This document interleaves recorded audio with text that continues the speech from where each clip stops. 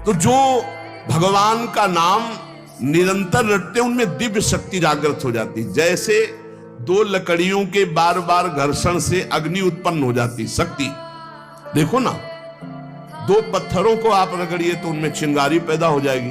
तो दिव्य चिदानंदमय नाम जब हमारी जिह्वा पे रगड़ होती है उसमें ऐसी महान शक्ति जागृत होती। ज्ञान, भक्ति, वैराग्य, विपत्ति, दुख का नाश सब। भगवान कितने समीप है, आपके समीप इतने कि उनसे ज्यादा कोई समीप नहीं है, बहुत नजदीक। जो अनुभव करना चाहो, हमारे प्रभु की यही मानता है। इस खंबे में है तो यही मिलेंगे आपको, और हृदय में है तो यही हृदय में मिलेंगे, और बद्री नारायण में मिलेंगे तो बद्री नारायण में ही मिलेंगे। जहां जैसी भावना करोगे वैसे ही भगवान मिलेंगे, और सर्वत्र है तो सर्वत्र फिर यहां भी है। नाम जप सब कुछ इसी से प्राप्त हो जाएगा, विश्वास कर लीजिए। तो लोग पूछते हैं कौन सा नाम जप करें, तो पहली बात है कि जो आपके गुरु ने नाम दिया है वो नाम जप करो। यदि आपने गुरु नहीं बनाया तो जो नाम आपको भगवान का प्रिय हो, राम कृष्ण हरि शिव, जो नाम आपको प्रिय हो नाम जप करो। वो आपको गुरु से मिला देगा, गुरु मंत्र दिलवा देंगे, वो आपको भगवत प्राप्ति का सब वही नाम करवा देगा। आप शुरू तो करो नाम जप करना। जिनको सौभाग्य से गुरु मिल गए हैं, अपने गुरु के द्वारा दिए हुए नाम पर आसक्त हो जाओ। और मन का एक स्वभाव है, ये बगल में कुछ लेके चलने का स्वभाव है, गुरु से हटकर कुछ लेके चलने का। ये स्तोत्र ले लें, ये नाम ले लें, ये इसका स्वभाव है। इसी स्वभाव को हटाना है। गुरु ने कहा राम तो राम, गुरु ने कहा राधा तो राधा जीवन, उसी से आप देख लेना सब कुछ प्राप्त हो जाएगा। नाम की बड़ी महिमा है। विभिन्न ग्रंथों में भगवान के विभिन्न नामों को गाया गया है। जो तुम्हें नाम प्रिय लगे, और भगवान के अनंत नाम हैं। सभी भगवान के नाम समान बलशाली हैं, पर विशेषता होती गुरु प्रदत्त नाम में। जैसे गोस्वामी जी को राम नाम सर्वोपरि, चैतन्य महाप्रभु कृष्ण नाम सर्वोपरि, हरिवंश महाप्रभु राधा नाम सर्वोपरि, कोई हर्ज नहीं।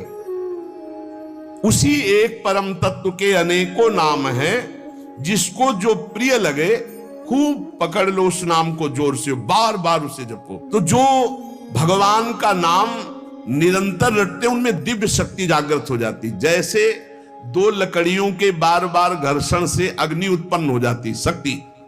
देखो ना, दो पत्थरों को आप रगड़िए तो उनमें चिंगारी पैदा हो जाएगी। तो दिव्य चिदानंदमय नाम जब हमारी जिह्वा पे रगड़ होती है तो उसमें ऐसी महान शक्ति जागृत होती। ज्ञान, भक्ति, वैराग्य, विपत्ति, दुख का नाश सब।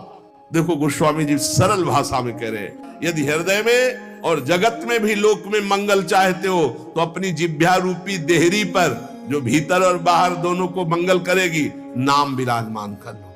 गोस्वामी जी को प्राण प्रिय है 2 अक्षर राम, ऐसे प्राण प्रिय है हमारा 2 अक्षर राधा।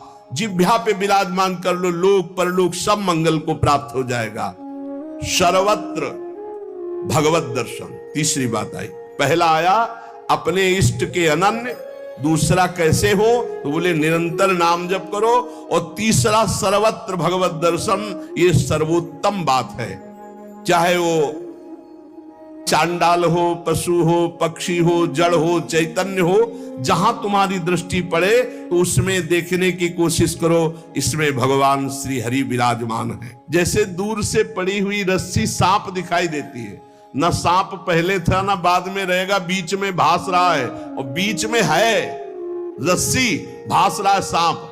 ऐसे ही ये संसार पहले नहीं था, बाद में भी नहीं रहेगा, बीच में भास रहा है, और है श्री कृष्ण, है प्रभु, और भास रहा है संसार। ये झूठा भ्रम हो गया। ये स्त्री है, पुरुष है, जड़ है, चैतन्य, एकमात्र भगवान बना हुआ है, जो सब में मुझको देखता है और मुझ में सबको देखता है।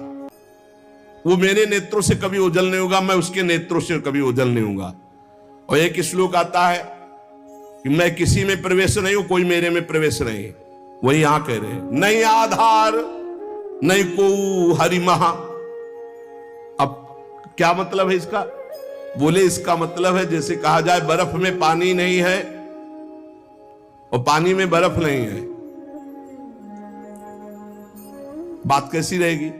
क्योंकि बर्फ ही पानी है, पानी ही बर्फ है, भेद ही नहीं है। तो कहा जाए बर्फ में पानी प्रवेश नहीं कर सकता और पानी में बर्फ प्रवेश नहीं कर सकती, उसकी अलग सत्ता नहीं।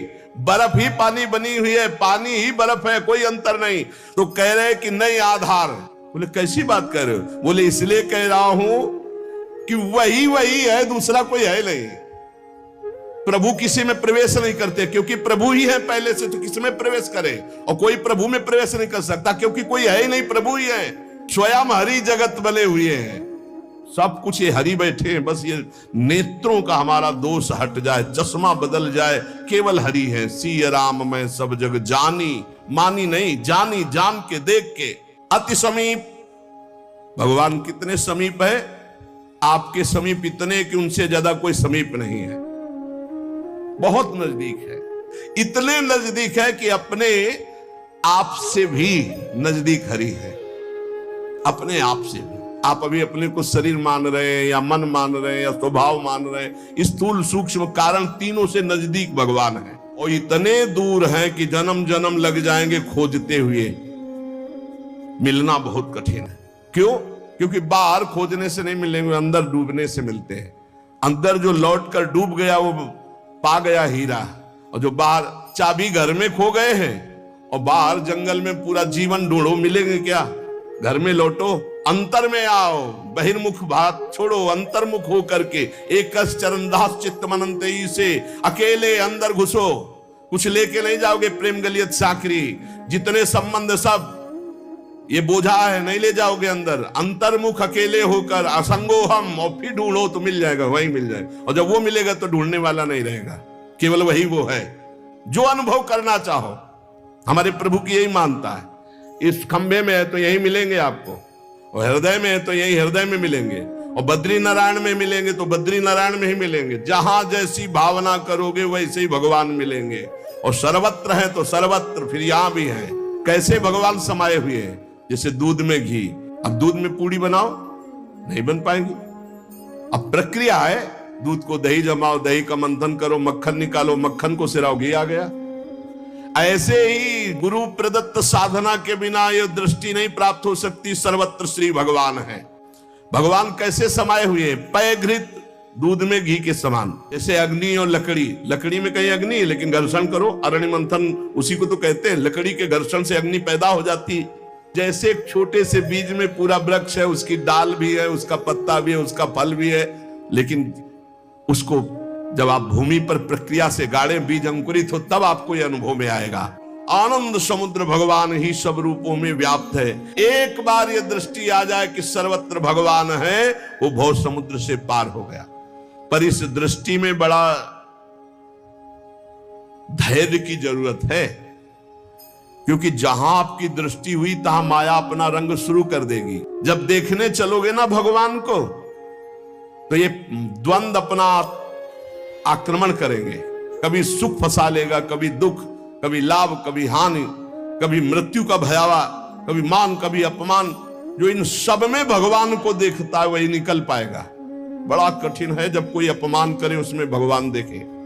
बड़ा कठिन है जब कोई मारने आवे, कोई कहे आओ भगवान मार दे आके। ऐसा बड़ा कठिन है।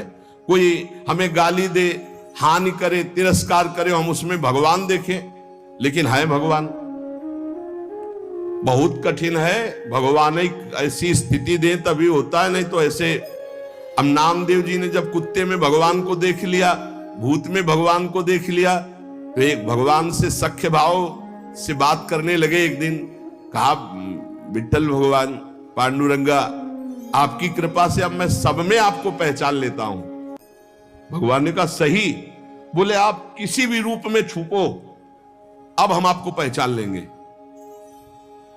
भगवान मुस्कुरा दिए। थोड़ी देर में विचार आया कि मंदिर में बैठ के भजन करने से बड़ी भीड़ हो रही, लोग आ जा रहे हैं, विक्षेप पड़ता, मंदिर के पीछे चलते हैं। अभी तक विचार नहीं आया था। अब मंदिर के पीछे जाके जो भजन में लगे, कीर्तन में, सो देखा कि 10 बच्चे आ गए, कबड्डी खेलने लगे। यहां बड़ा विक्षेप, चलो नदी किनारे चलते हैं। तो नदी किनारे जाकर कीर्तन करने लगे। अभी कीर्तन शुरू ही हुआ था कि वहां बैलगाड़ी से तंबू कनात उतरने लगी, हो हल्ला शुरू हो गया। उनके नजदीक दूर से गए, बोले यहां भजन करने आए थे, यहां भी उपद्रव शुरू किया। तो उसकी पत्नी गड़ासा लेके निकली, बोले हम भोजन की व्यवस्था भगवान ने कर दी है, मिल गया है, काट के अभी हम बनाते हैं, हम सब लोग खाते हैं। नामदेव जी ने कहा यहाँ तो मरने वाला प्रोग्राम शुरू हो गया, ये कौन लोग है जो हमें काट के खाएंगे। गड़ासा लेके दौड़ी नामदेव जी की तरफ। पति ने कहा तुम चिंता मत करो, दूसरा गड़ासा लेके वो दौड़े।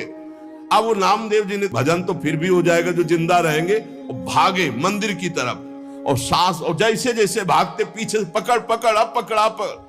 जब नगर में प्रवेश किया तो वहां देखा कि कोई ने, फिर मंदिर में गया, कहा हा भगवान ने कहा क्या हो गया? बोले प्रभु ऐसा ऐसा घटना घटी, पता नहीं किस देश के वो लोग थे कि वो कह रहे थे लाओ काट के खाते हैं, और वो दौड़ पड़ी उनकी पत्नी। फिर वही बोले पहचाने नहीं क्या?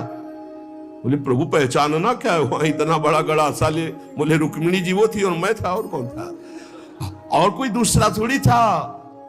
बोले अगर मैं छुपना चाहूं तो तुम मुझे पहचान। बोले प्रभु प्रभु सोई जाले जी देव जलाई जाल तुम्हें तुम्हें। भगवान ये कभी अहंकार न कर ले कि मैं बड़ा भगत बन चुका हूं, सब में भगवान देखता हूं। ऐसा रूप लेके आएंगे कि समझ ही नहीं पाओगे। मान अपमान, सुख दुख, निंदा स्तुति, जन्म मृत्यु, इसे समान देखने वाला जीवन मुक्त होता है। देखो ये इस पर हमें समान होना पड़ेगा। द्वंद्व विमुक्ता, सुख दुख संगई। क्या देखना होगा? सभी मेरे प्रभु के खेल हैं, सभी में प्रभु भरे हुए हैं और प्रभु का पावन स्पर्श हमें प्राप्त हो रहा है। चाहे जैसी परिस्थिति हो, बहुत आनंद रहता है यदि भगवत भाव में रहोगे। जगत भाव में तो कैसे भी रहो दुख ही दुख है, भगवत भाव में बहुत आनंद।